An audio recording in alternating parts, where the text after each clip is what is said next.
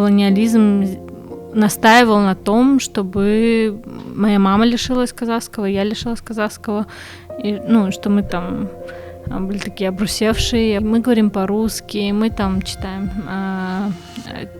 на русском, мы смотрим Первый канал. Ох уж вы все эти деколонизаторы или что-то такое.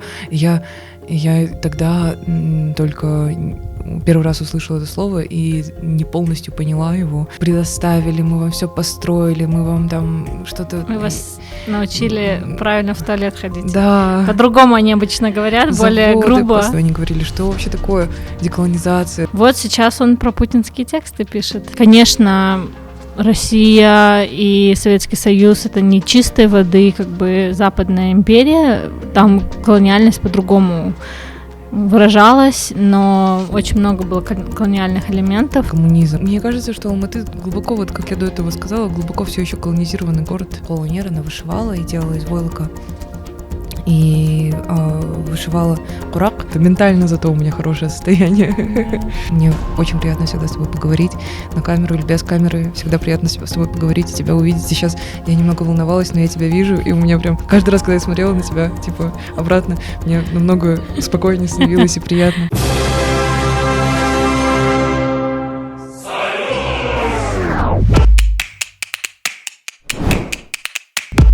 Эскимо по 3 копейки, дружба народов, коммунизм. Устали от романтизации совка? Мы развеем эти и другие мифы в нашем подкасте «Одеколон».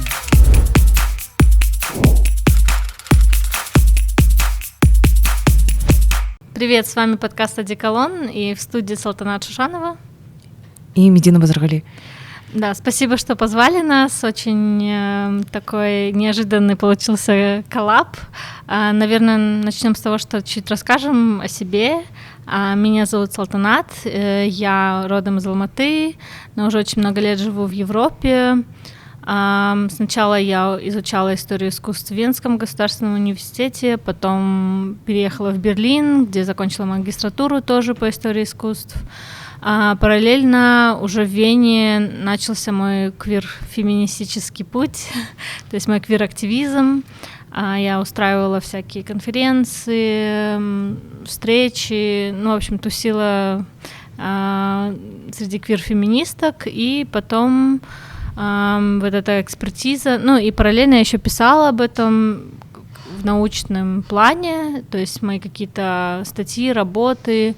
И вся эта экспертиза привела меня потом к тому, что вот я сейчас пишу свою докторскую диссертацию в Регенсбургском университете, хоть продолжаю жить в Берлине, и диссертация посвящена квир-культуре в Центральной Азии. И как бы на своем этом пути я познакомилась с Мединой, потому что Медина художница, может, ты сама про себя расскажешь немножко?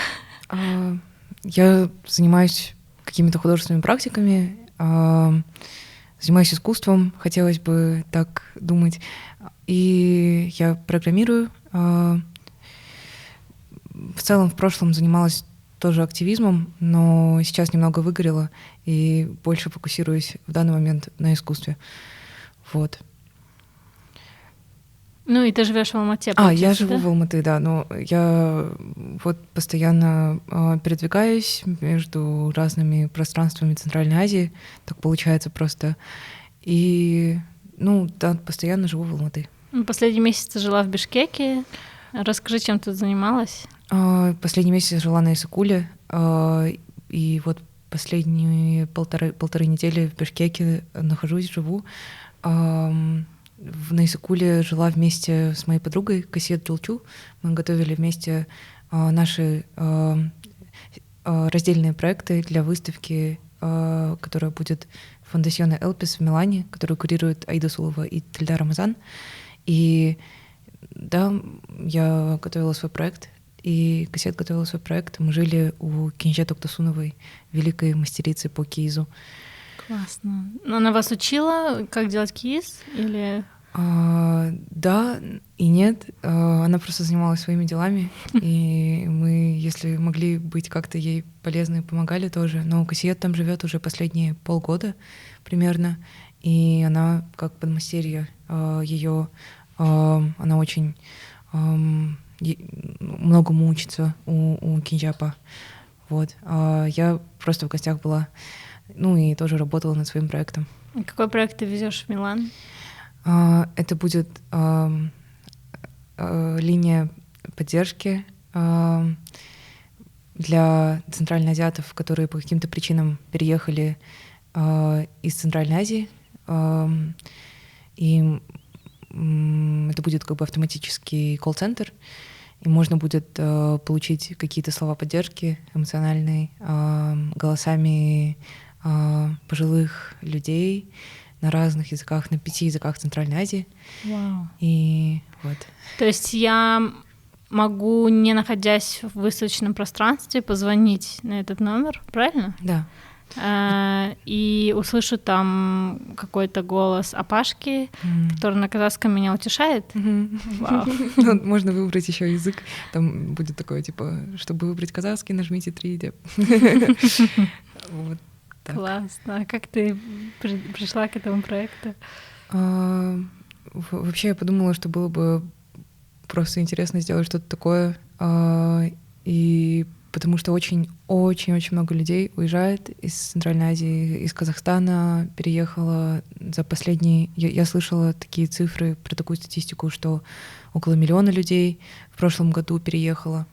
И я понимаю, что люди это делают, как бы они приезжают не от хорошей жизни, что они ищут, чтобы их искусство, их действия больше ценились.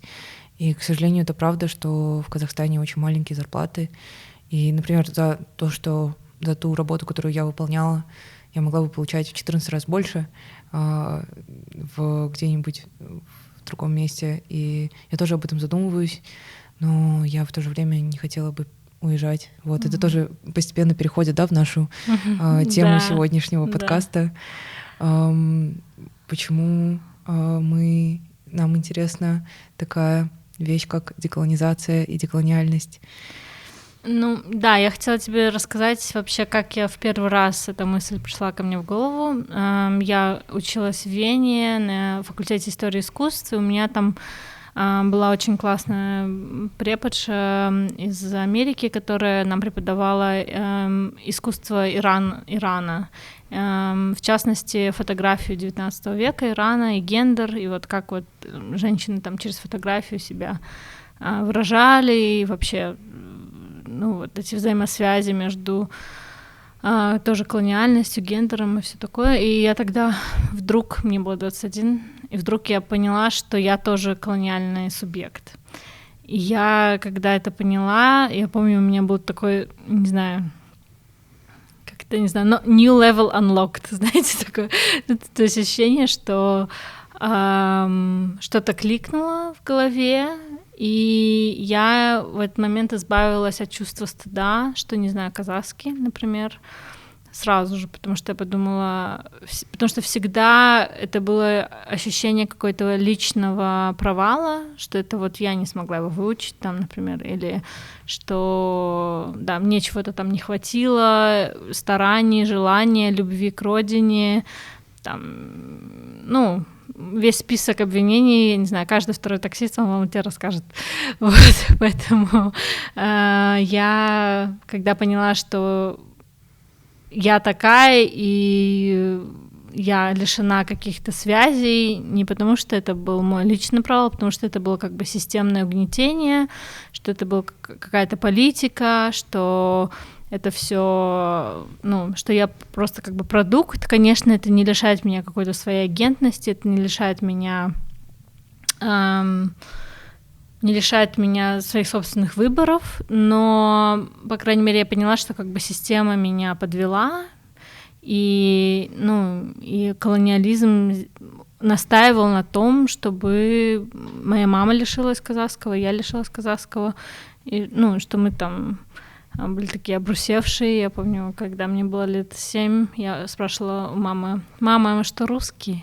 Она говорит: «А почему так думаешь?» «Нет, мы не русские». Я говорю: мы говорим по-русски, мы там читаем на русском, мы смотрим Первый канал, не знаю, вот, и да, такой вот у меня возникал вопрос, и как-то вот призма деколониальности, она мне помогла и дала мне какой-то empowerment говорить про свой опыт, потому что до этого не было как бы вокабуляра, чтобы об этом поговорить. Как ты пришла к этому? Спасибо, что ты поделилась своим опытом, потому что для меня тоже актуальны вопросы принятия себя и понимания какой-то масштабности этих нарративов, которые на самом деле это очень сконструированная реальность, в которой рождаются уже русскоязычные казахи, и не только казахи, русскоязычные центральноазиаты. И я тоже через это проходила, но первый раз я услышала, это вот ты сегодня спросила у меня, когда я первый раз услышала слово деколонизация, деколониальность. На самом деле это было от моей учительницы по русскому в школе. Вот это поворот. Да, вот это поворот, действительно, потому что я на тот момент очень сдружилась с моими учительницами по казахскому и казахской литературе, и по русскому у меня были какие-то там терки с учительницей. Она все время как бы не понимала мое стремление к этому какому-то, как она сказала: ох уж вы все эти деколонизаторы или что-то такое. И я тогда только первый раз услышала это слово и не полностью поняла его. И интересно, что оно прозвучало в обвинительном тоне. Да. В том-то и дело, что оно было...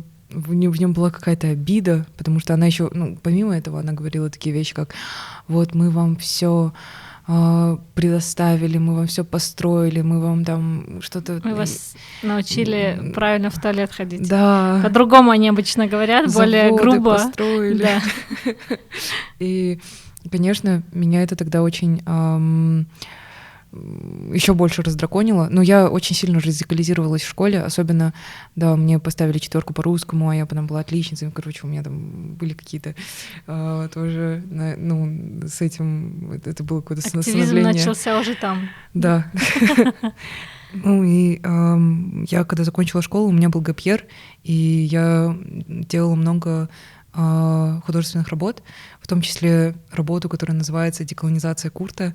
И тогда еще ее никто не понимал. Тогда это был 2018 год, и мои You коллеги were ahead of your time.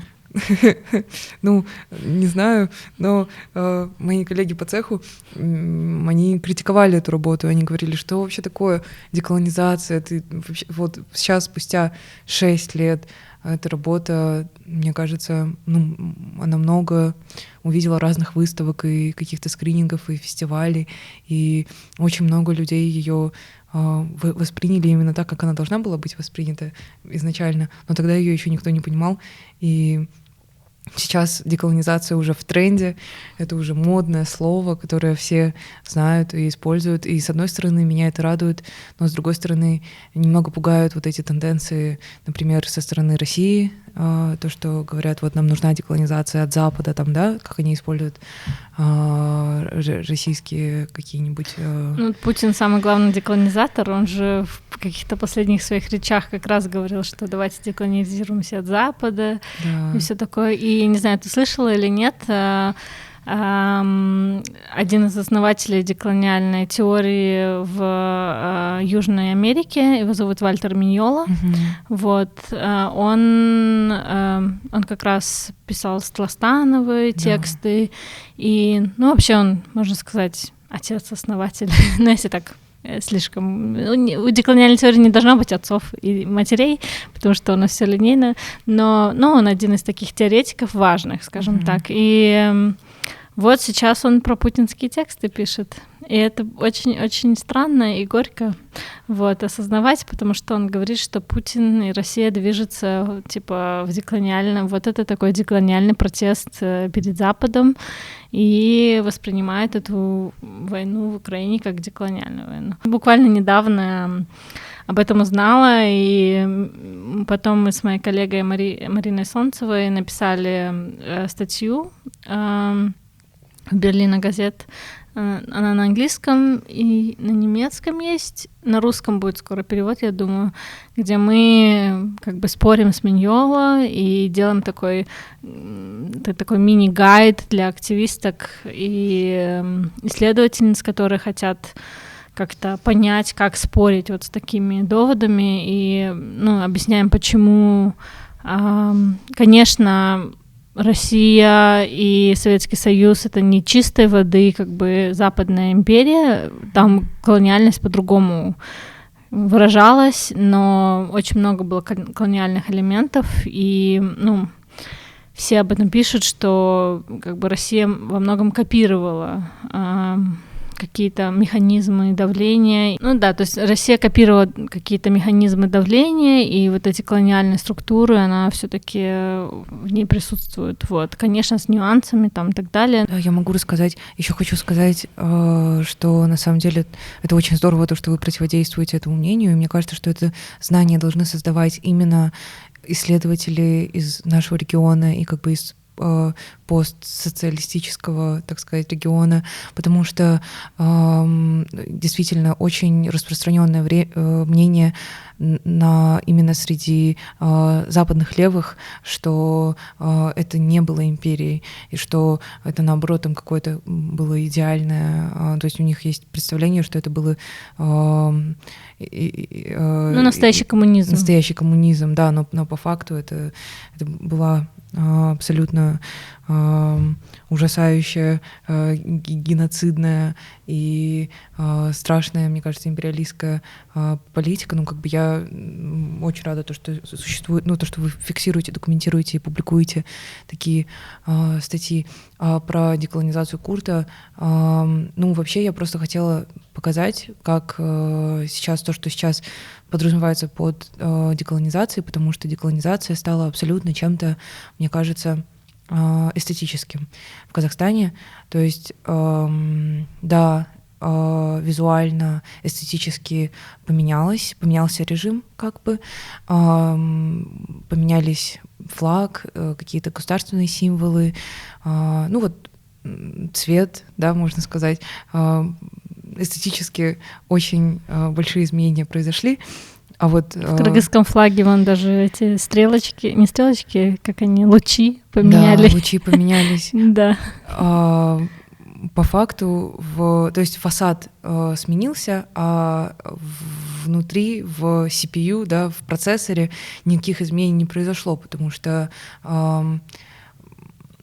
все те же советские функционеры у власти, и все такая же, на самом деле, политика по максимальной экстракции ресурсов из людей, из земли, да, и я понимаю, что то, что сейчас происходит, у нас вот эта деколонизация, она в Казахстане носит эстетический характер, поэтому я сделала такое видео, в котором я наращиваю плесень. Еще мне очень интересно то, что говорят про плесень, то, что это колонии плесени, и то, что когда что-то плесневеет, говорят то, что это плесень колонизировала какой-то продукт.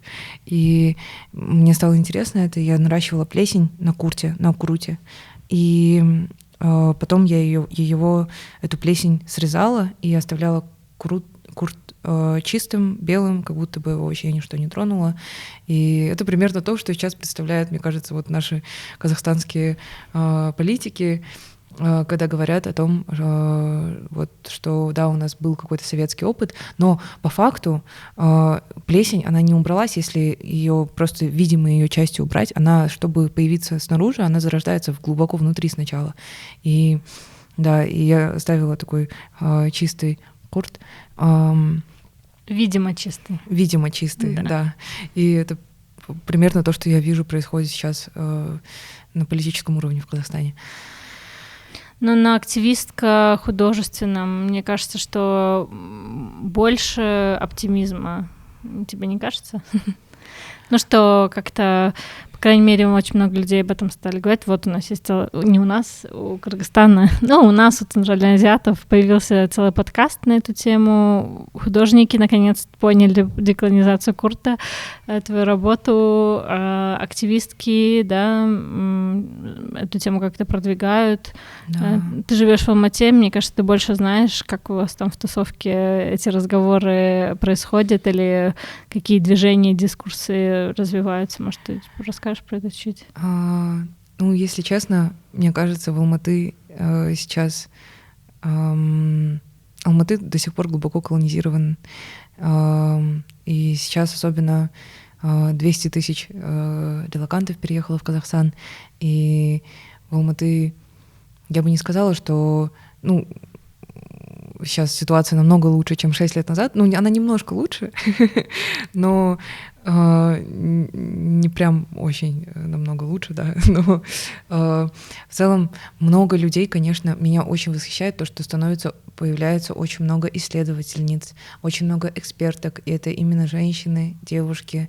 И сейчас можно наблюдать, мне кажется, очень классный подъем этого дискурса, и ну, мы с моими друзьями классно общаемся на эту тему, с моим комьюнити, с квир-комьюнити, вот в Булте, еще Булт — это клуб такой в Алмате, для тех, кто не знает. Да, Булт в Алматы такой техно пространство, где также есть современное искусство, какие-то скрининги, какие-то лекции, какие-то фестивали проводятся. Вот я там работаю. И в Кыргызстане у меня очень классные друзья есть, художники, с которыми мы тоже на эти темы общаемся. Художники, музыканты. И ну, как-то среди моего окружения очень классные есть ребята. Но в целом,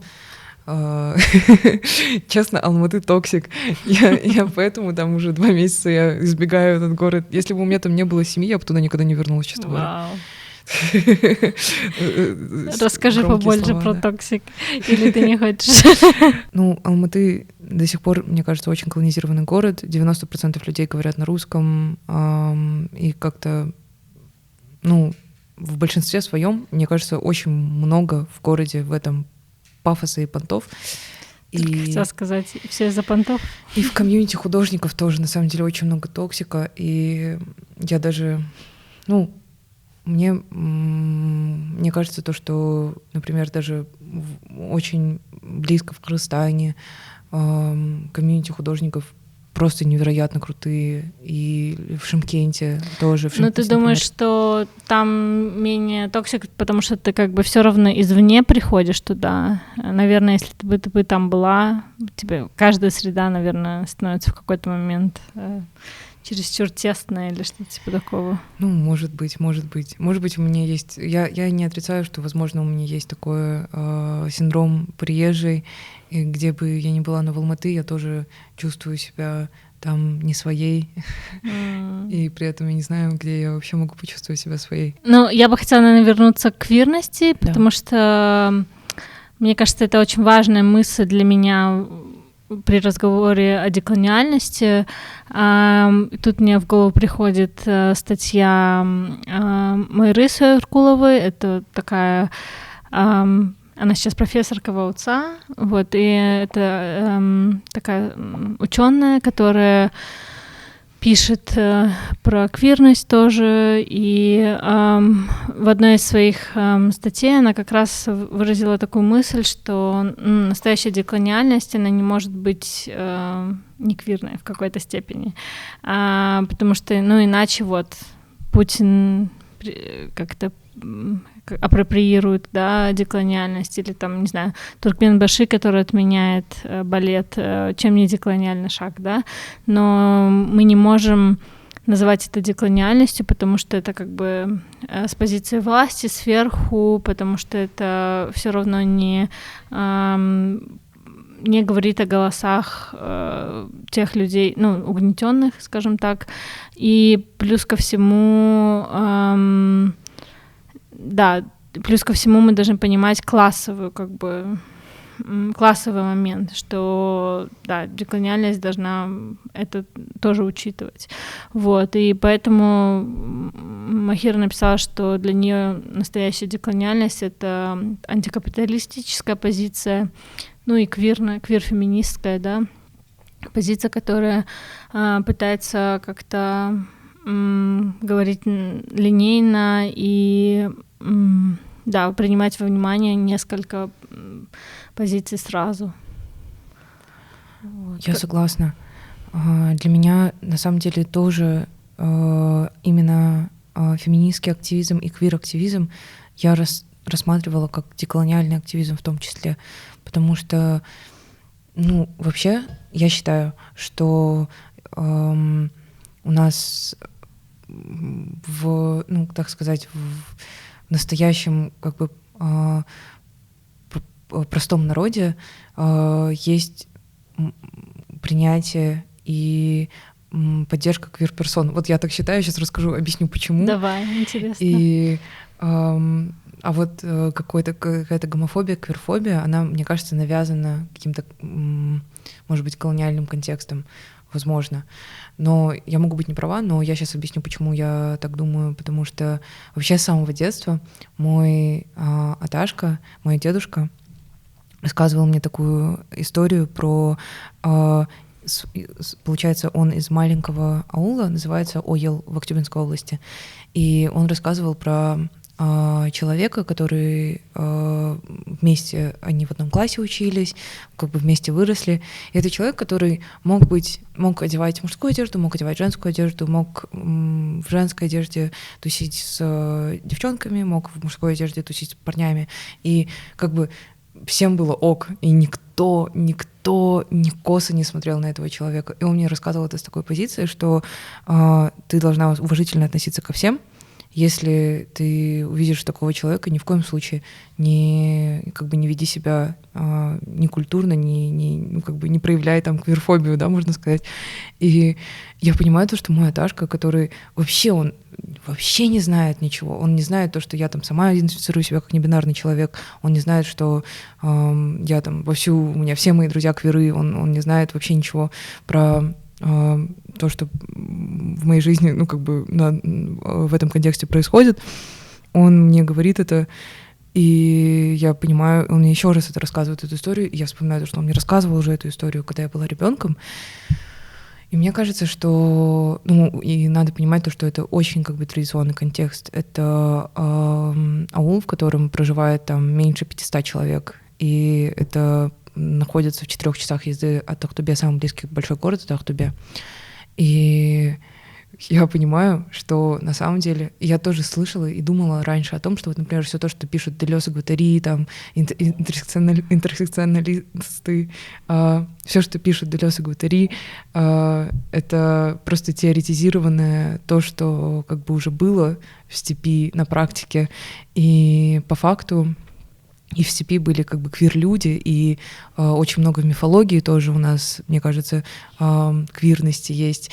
И тот факт, что у нас сейчас вообще ведутся такие разговоры о новом законе, о этом абсолютно гомофобном законе, и что его потихоньку принимают у соседей, что в Кыргызстане его приняли, что в Узбекистане уже давно там очень сложная ситуация с этим обстоит, и в России там его, уже я не помню, тоже давно его приняли, и мне кажется, что гомофобия действительно инструментализируется для того, чтобы разъединять людей, и их друг от друга, друг против друга просто противопоставлять, потому что если ты в другом видишь какого-то там монстра, недочеловека, то тобой потом легче управлять. Да. И насчет деревень, тут мне вспомнилось исследование Алтын Капаловой,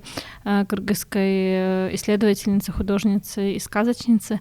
Вот, она ездила по регионам Кыргызстана и как раз разговаривала с квир-людьми, которые старшего поколения более. И они тоже рассказывали о том, что, ну, как бы, может быть, в деревнях там не все с распростертыми объятиями всех квиров там принимали, но, может быть, этот человек считался там, типа, как бы творческий, что, о, это наш какой-то там супер творческий человек, он не от мира сего, то есть, или там были какие-то, ну, вот такой подход, как вот Two-Spirit, да, вот в Native American культуре, где считалось, что эти люди — это как бы портал Бога, и тоже какие-то квирные или там небинарные персоны воспринимались как, ну, как не от мира юродивый какой-то, через которого говорит что-то божественное, да, вот, и, да, такое было, конечно, но и при этом еще, мне кажется, что принятие тоже давалось более легко, потому что, ну, как бы, если у вас 500 человек, и у вас там один человек какой-то отличающийся и другой, вы не можете его ненавидеть, вы не можете ничего сделать, потому что это брат вашего брата, двоюродного брата, там, и вы знаете его маму и папу, вы знаете, откуда он пришел, и вы не можете сказать, что, ну да, у вас нет даже возможности как-то его демонизировать, или поэтому мне кажется, что это, да, во-первых, не то, что проблема больших городов, но это просто проблема как бы нашего общества в целом, где мы не знаем, как зовут наших соседей больше, там, ну, не разговариваем друг с другом напрямую, и поэтому очень легко тогда эту тему как-то использовать не во благо, а в разрушение какое-то. И вот, но насчет, да. Ну, я вот, кстати, именно на твоей лекции, которая была в июне во время выставки Елеман, It's a full-time job to be non-binary, я тогда узнала тоже про какую-то историю, ну, еще до этого, я когда читала твои статьи про инструментализацию именно колониальным или империалистским режимом, инструментализацию гомофобии, и что как на самом деле, потому что, насколько я понимаю, у нас, ну, в доколониальное время не было каких-то четких гендерных ролей или каких-то вот этого какого-то института семьи, и он уже появился, да, в советское время. Ну, институт семьи был, но он просто был другой. Это не была вот эта так называемая нуклеарная семья, где мама, папа, 2 ребенка, да. Семья — это было что-то более флюидное, то есть там ребенок мог воспитываться несколькими женщинами, которые были, ну, там, не знаю, может, второй женой, двоюродной сестрой, которая не вышла замуж, я не знаю, ну, то есть там участвовало очень много людей, целая деревня, да, весь аул был твоей семьей, поэтому именно колониальная политика, она привнесла вот как раз вот это желание alienate, да, как это сказать, разъединить людей и создать из них как бы более, раздробить, да, и при этом еще, конечно, навязать какие-то роли, потому что как ты можешь раздробить какую-то флюидную структуру, где у каждого человека, да, может быть разная роль или разная там социальная какая-то идентификация, вот, и ты права.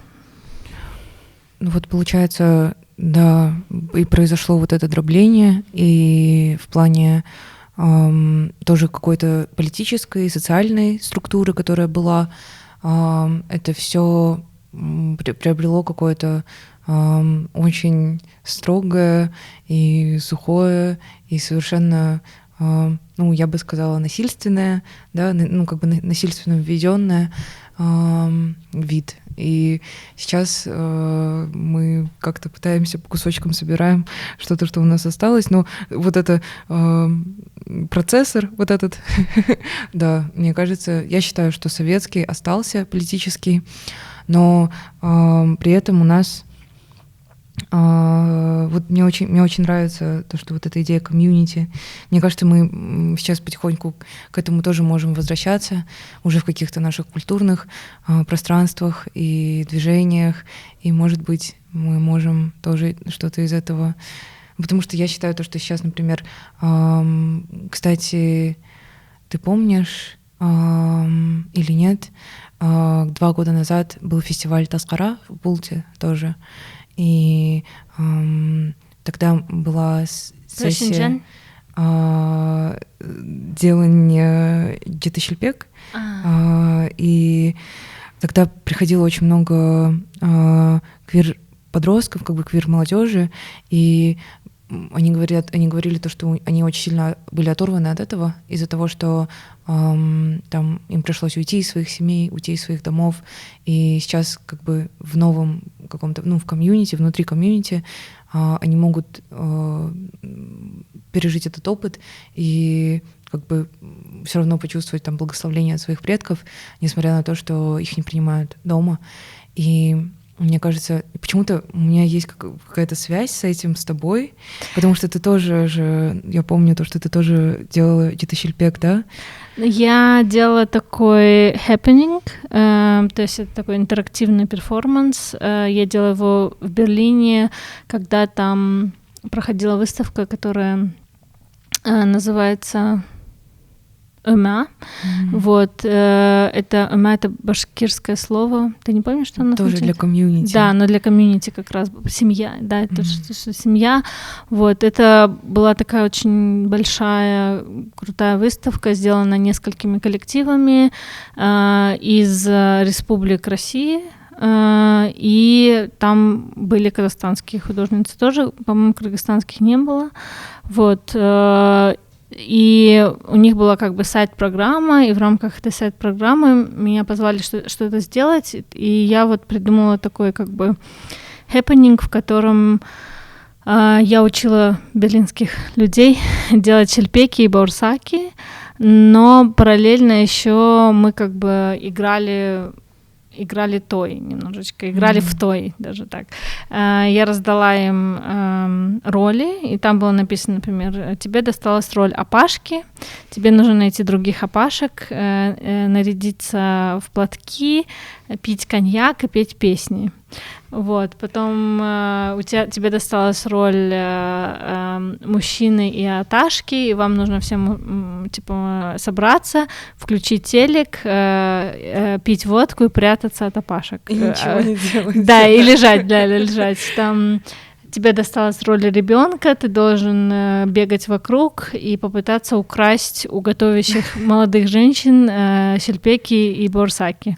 Там тебе досталась роль молодой женщины, ты должна мне помогать накрывать дастархан. Ну, как бы сначала была часть, где я просто им рассказывала, как тесто готовится, мы там все вместе жарили, а потом вот начинался как бы той, но при этом было задание, что эта роль тебе досталась, но ее нужно как бы поквирить немножко. То есть but make it queer, да? Вот. И, у детей такого не было, потому что дети сами уже квирные, как бы, да, их не заквирите, вот. А в итоге у меня эти аташки с молодыми мужчинами смотрели RuPaul Drag Race на телеке, а пашки пели Бритни Спирс и какие-то тоже казахские песни они нашли. Вот. К сожалению, женщинам пришлось работать вместе со мной. Тут тоже квир не удался, но тоже знаково, скажем так. И мы говорили очень много про хлеб, что он вообще значит. То есть там, конечно, было много людей немцев и каких-то других европейских национальностей, и много русскоговорящих, или те, кто переехал, тоже лишился своей какой-то малой родины. И мы говорили про то, вот, что для них значит хлеб, и потом ели шельпеки, борсаки с каймаком и настоящим чаем, и я их всех просила сказать бисмилля, прежде чем разорвать лепешку, или свою версию, да, маленькой молитвы. Вот, и я это, когда я как бы начинала этот хэппининг, я им говорила, что вот для меня, как для квир-человека, который потерял, да, вот этот дом, эту связь. У меня еще плюс ко всему умерли все, то есть и бабушка, и мама. Вот, когда мне было 18-20, довольно рано.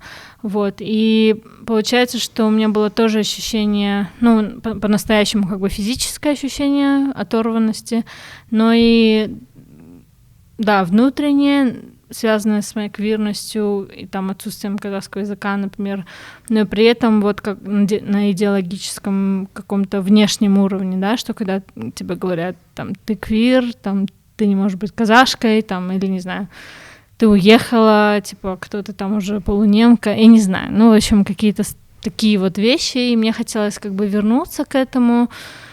И это все вообще началось не с этого хэппинга, а с того, что я нашла фотографию старую, где мне 1 год, и мама меня вот так вот держит, или даже мне не год, полгода, может быть. Вот, и мама меня держит вот так вот на руках и сидит на кровати бабушки, а сзади кровати висит ковер. И я в какой-то момент стала жить с бабушкой и засыпала у нее иногда в спальне, и я помню этот ковер, он был такой очень необычный, потому что он был вроде как с таким центральноазиатским мотивом, но при этом в нем были какие-то элементы, как будто бы более, не знаю, как из робототехники, я не знаю, потому что там были какие-то элементы, которых я давала на всякие названия, например, там робот или что-то еще. И я помню, что, вы знаете, этот психоделический мем, типа смотреть ковер, и вот когда ты лежишь, и там целые миры тебе открываются, и этот ковер, как бы я помнила очень живо, ярко в моем голове, и он был утерян.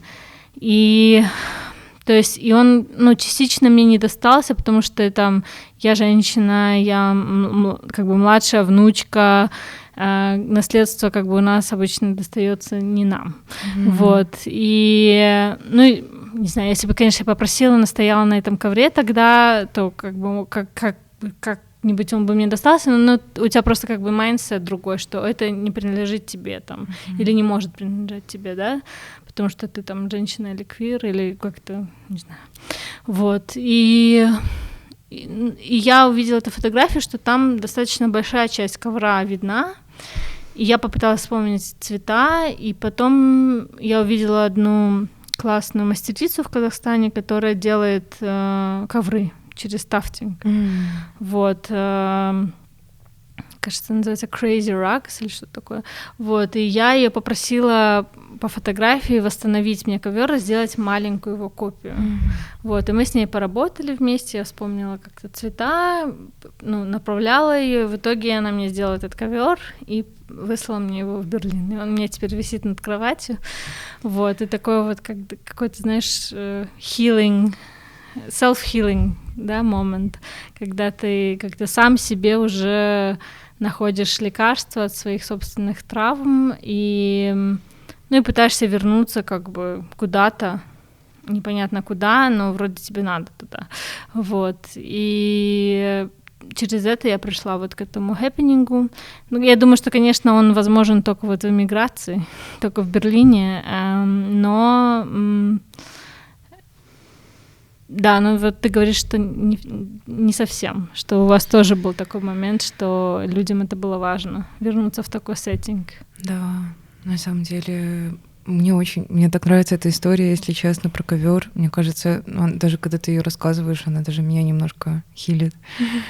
А про этот хэппенинг, на самом деле, да, это же как какая-то...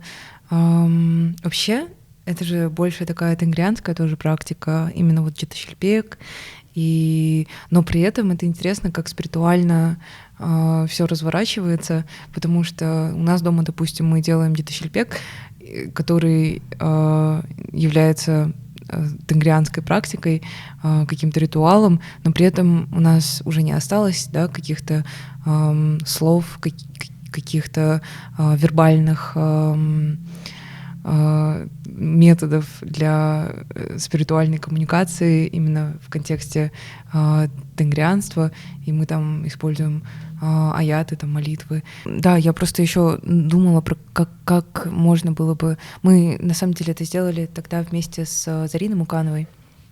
Мы как раз думали о том, как можно через комьюнити вот тоже обретать какие-то, чтобы комьюнити обретало какие-то более еще семейные или домашние коннотации, да. Чтобы, да. Ну, у тебя же тоже был ковер или это вот этот, который со слоганом, да, за небинарное деколониальное будущее, да. На казахском языке. Как это звучит на казахском? Бейбинарлы, бейбат, болашак ушин. Нет, там еще было. Точно, бейотар, бейбинарлы, бейбат, болашак ушин. Which means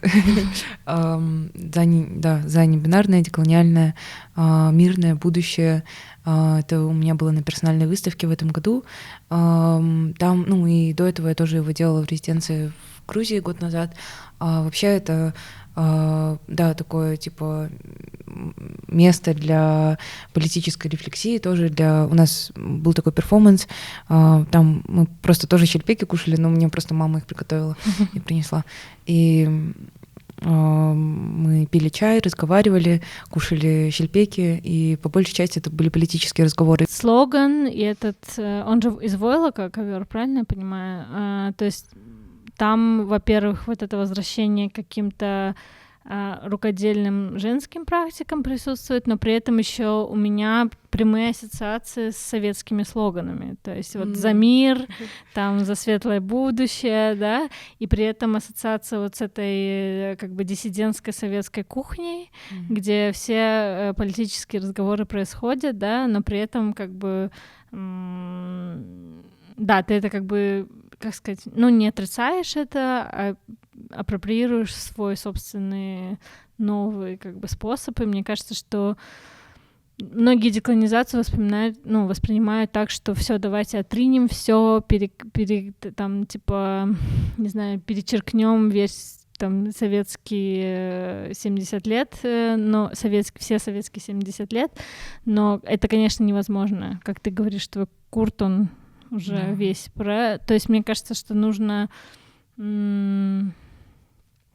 Ну да, то есть нужно это все просто отрефлектировать, понять и, да, двигаться дальше, но при этом, ну, не отрицать каких-то связей и там, не знаю, апроприировать советские плакаты там или лозунги, почему нет? Потому что это знакомо, это работает, или, может быть, я неправильно считываю. Ну, вообще, да. Ну, еще почему слоган? Потому что вот я сделала этот последний вариант этого киза, он большой, где-то 4 метра на 2,5, и я его сделала, когда отменили марш и митинг 8 марта в Алматы. Должен был быть митинг, но в последний момент отменили, ну, как бы все-таки не дали разрешения и решили его не проводить. Поэтому мне хотелось, я бы хотела такой, я с похожим слоганом выходила, но там было типа транс-жастарды корға, защищайте транс-молодежь, и это было на наволочке, потому что жастық на казахском это юность, ну как бы молодость и подушка, поэтому это типа аутфит для юности, типа. И это была просто наволочка. Вот. Но да, к сожалению, не получилось митинга, но мне все равно хотелось сделать высказывание. У меня как раз 8 марта открылась выставка персональная, моя первая. Вау, поздравляю. Спасибо. Вот так вот получилось. Но мне вообще очень нравится кейс, как вот то, что ты сказала про колонер, про ручное искусство. Мне очень нравится этот медиум, и также для меня это имеет какой-то поколенческую важность, потому что моя прабабушка, мама моего ата, мама моего дедушки, а мой дедушка родился в Алжире, в Акмолинском лагере железнозаменников Родины. Она, когда Сталин умер, их реабилитировали, и они вышли. И, получается, Это был 52-й год, и спустя 2 недели после того, как они вышли, отец моего дедушки умирает от сердечного приступа, когда он увидел полицейских на улице и испугался. И она, получается, растила 4 детей сама. И она делала, вот тоже она занималась колонер, она вышивала и делала из войлока. И вышивала курак, и так продавала на базаре, и так они выжили, и так мой дедушка, я так, можно сказать, тоже благодаря этому появилась. И мне очень нравится этот медиум, потому что, да. Но мне кажется, что это очень феминистский подход в искусстве, потому что когда ты пытаешься как бы вернуться к женским практикам, вышивания, например, да, или там еще к войлочным изделиям или каким-то другим, и присвоить им статус как бы высокого искусства. Не то, что присвоить статус, просто сказать, что это искусство, да, то есть мы и вообще убрать вот эти разделения между высоким, там, низким искусством, или что это просто прикладное творчество, а что это там настоящее искусство нет, да, то есть давайте посмотрим на это там с другой стороны, и это тоже может быть и каким-то политическим высказыванием, и каким-то важным ресурсом для того, чтобы создавать искусство. Мы, как женщины или квиры, свое какое-то наследие, да, то есть по материнской или линии, что мы можем это получать, да, тоже от наших предков, потому что это то немногое, на самом деле, то, что мы можем дальше передавать и получать от них, потому что у нас даже сколько поколений женщин терялось, да, в наших даже, их фамилии не передавались, их имена не передавались, они просто забывались, но их практики и их искусство, их медиумы, мне кажется, нам надо ценить. И еще я хотела сказать то, что мы сейчас с тобой разговариваем, и я понимаю то, что я очень счастливый человек, что у меня есть какие-то медиумы, какие-то скиллы, которые мне нравятся, которые помогают мне как-то воплощать творческий потенциал. Я не очень люблю это слово, но это выражение, но я думаю, что это все равно то, что делает меня, то, что мне очень сильно помогает ментально, и то, что мне помогает разобраться с какими-то концептами и с какими-то травмами, да, в том числе колониальными травмами, которые были там в моей семье. Вообще, я думаю, что в каждой семье в этом регионе и в нашей стране. И я думаю, что вообще у нас искусство — это то, что может очень сильно помогать с этим справляться и как-то это рефлексировать, потому что все мои проекты за последние 6 лет, я уже 6 лет занимаюсь искусством, они, наверное, все в какой-то степени так или иначе об этом, о колониальном насилии, которое было, через которое прошли множество людей, в том числе и моя семья тоже, и я русскоязычная казашка. У меня родители говорят со мной на русском, но мои более старшие предки казахоязычные, и я с ними прям, я начала говорить на казахском последние несколько лет, и благодаря тому, что я с ними начала говорить на казахском, и я прям хочу, чтобы они со мной говорили по-казахски. Они сначала очень сильно сопротивлялись, но сейчас мы уже спокойно, уже все классно. Вообще, я думаю, что только в будущем у меня какой-то есть оптимизм. Я думаю, что в будущем будет становиться еще больше. Да, дорогие слушатели и слушательницы, приходите в искусство. Все, что можно сказать, там денег мало, но зато травмы лечатся какие-то, немножко, по чуть-чуть. Да, мне кажется, если травмы лечатся, даже не нужно много денег. Мне лично не нужно много денег. У меня мало денег, но много я не прям очень сильно хочу. У меня как-то ментально зато у меня хорошее состояние. Я думаю, что на этом мы закончим. Спасибо тебе за разговор. Я была очень рада, что мы как-то записали один из наших разговоров, скажем так, потому что это как будто продолжение какого-то диалога. Я всегда очень рада тебя видеть, и да, призываю всех посмотреть на твое искусство, когда у них будет возможность. Да, те, кто будет в Алмате, в Берлине, в Милане, где ты еще выставляешься. Призываю всех почитать твои статьи. Я считаю, то, что они очень сильно на меня повлияли. Вы можете просто загуглить Салтанат Шушанова, почитайте, это есть в интернете. И спасибо тебе тоже. И мне очень приятно всегда с тобой поговорить на камеру или без камеры. Всегда приятно с тобой поговорить и тебя увидеть. Сейчас я немного волновалась, но я тебя вижу, и у меня прям каждый раз, когда я смотрела на тебя, типа, обратно, мне намного спокойнее становилось и приятно. Ну, хорошо, да. И спасибо команде Баштан Башта, что пригласили нас, дали нам эту возможность. Спасибо большое. Всем пока.